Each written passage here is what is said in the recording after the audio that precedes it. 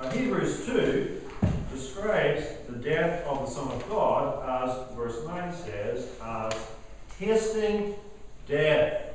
The Son of God tasted death.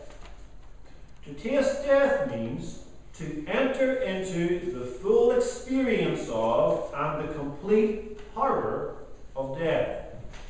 It's not that Christ took death, as it were, took a little sip of death, didn't like the taste of death, and spat it out again. That's not the idea. The idea is that Christ took the cup that God gave to him at Gethsemane, and he took that cup, he put it to his lips, and he drank it, drop by drop, until death's cup was empty. That's the idea. That's what happened to him on the cross, as it were. Slowly, painfully, deliberately, he drank down every drop of death, every drop of the wrath of God that was against us for our sins. And that cup was the most bitter cup that anyone ever drank. He did not shrink back from drinking that cup. He said in the Garden of Gethsemane that he would drink that cup if there was no other way. And he drained the entire thing. And now the cup is empty. Christ drank that down to the bitter dregs. He left nothing. In that cup there is not even the tiniest drop left. Not the tiniest drop for us to taste. Not the tiniest drop for anyone to taste for whom Christ died. That's what that verse means in verse 9. But we see Jesus, who was made a little lower than the angels for the suffering of death, crowned with glory and honor, that he, by the grace of God, should taste death for every man. That's the purpose of Christ's death. To taste death for means in the place of, or for the advantage of, or for the benefit of every man. Now, who are, or what is this every man in the verse? Many people say that this teaches that Christ died for everybody without exception in the entire world. You might say to yourself, it looks that way on the surface that that's what it's teaching, but that is an impossible understanding of that text. Impossible. Because then you really change the meaning of tasted death into something else. Let's say, for the sake of argument, that this means every man without exception. That would mean that Jesus Christ tasted death, all of the bitterness and horror of death, for Judas Iscariot, as well as for Peter. What would that mean? What would it mean that Jesus tasted death for Judas Iscariot, and yet Judas Iscariot still perishes and goes to hell? How would that make any sense? Did Christ therefore drain the dregs of the cup of death for all those who are and will be in hell, drinking their own cup of suffering? Look at Psalm 11, verse 6. And you'll see what the cup that the wicked will have to drink is. Psalm 11, verse 6. Upon the wicked, he that is God, shall rain snares, fire, and brimstone, and an horrible tempest. This shall be the portion of their cup. That's the portion of the cup of those who perish forever in hell. Well, let's say that Jesus drank the cup of death for all men.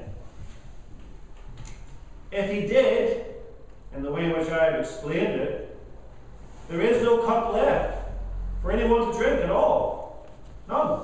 All the drops have been drunk. There's nothing left. So what are they going to drink in hell? Impossible to teach Arminianism from this text. Impossible. What you have to say then, if you're an Arminian, is he did not really taste death. He only made it possible for himself to taste death if you will be willing to accept it. What would that mean? He tasted death past tense. 2,000 years ago he tasted death. The cup's either drunk or it's not. Nothing can change that. Either he drank the cup for someone, or he did not drink the cup for someone. There's no potential possibility maybe he drank the cup if you accept it in the Bible. I don't see it in the Bible. It's not there. And what comfort would that be to anyone? If I tell you that Jesus Christ drank the cup of death for you, but you might still have to drink it yourself, don't do what is required. Or I say to you, Jesus Christ drank the cup of death for everybody, even Judas and Hitler and all the rest. And you say, well, aren't they even now, at this moment in time, drinking the cup of death for themselves in hell? And how do you know I won't be also in the same place when I die? Doesn't give any comfort at all. None. And so the verse is completely turned on its head if you teach that this says that Christ tasted death for every single person in the entire world without exception. Well, what then does it mean? It's very simple what it means.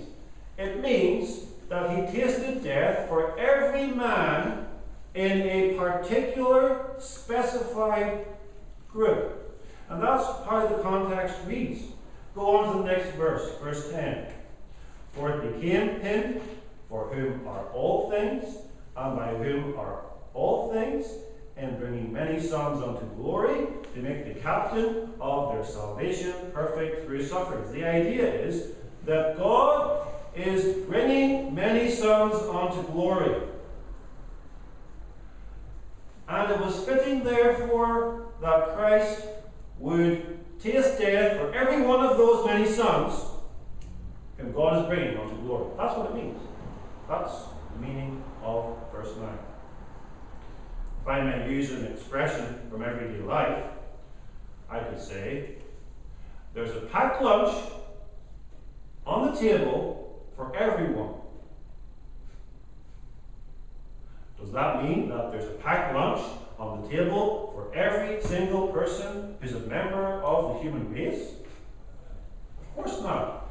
I'm referring to a specific understood group. And anyone who hears me will understand exactly what I mean. And so the every man in verse 9 refers to the many sons of verse 10 who are being brought to glory by the captain of their salvation, who is Jesus Christ.